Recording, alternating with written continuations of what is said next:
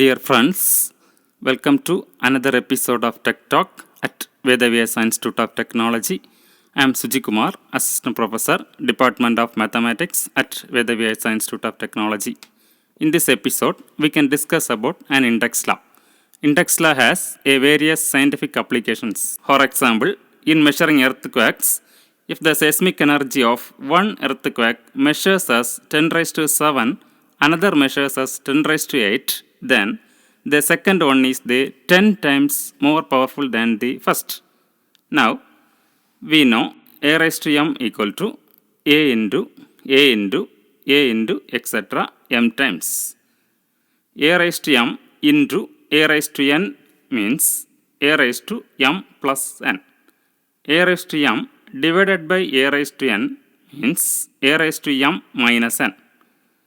Similarly, a raised to m divided by a raised to m equal to a raised to m minus m, that is a raised to 0, that is equal to 1, or a raised to m by a raised to m, that equal to 1.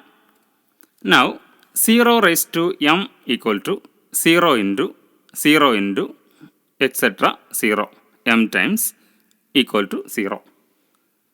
We have a raised to 0 equal to 1 and 0 raised to m equal to 0. Now our question is 0 raised to 0 equal to what?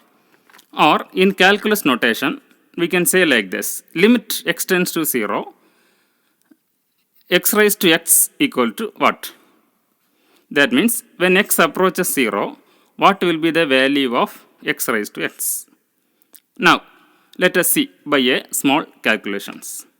That is 1 raised to 1 equal to 1, 0.9 raised to 0.9 equal to 0.909, 0.8 raised to 0.8 equal to 0.836, 0.7 raised to 0.7 equal to 0.779, 0.6 raised to 0.6 equal to 0.736, 0.5 raised to 0.5 equal to 0.707, 0.4 raised to 0.4 equal to 0.693.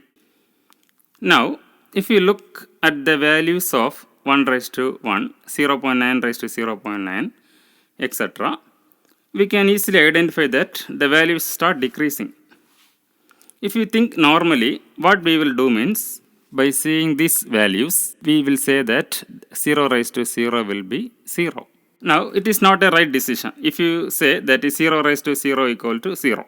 Similarly, in our daily life situations also, when we are working towards a goal, we can't conclude that it is a failure step by seeing one or two successive failures. In this small mathematical calculations, we can see what will be happen in the next step. So 0.3 raised to 0.3 equal to 0.696. Next 0.2 raised to 0.2 equal to 0.724. So next will be 0.1 raised to 0.1 equal to 0.794. 0.05 raised to 0.05 equal to 0.860. If you continue like this, 0.0001 raised to 0.001 equal to 0.999. We get 0 raised to 0 equal to 1. Otherwise, in calculus notation, limit x tends to 0, x raised to x equal to 1. That's the conclusion. Thank you.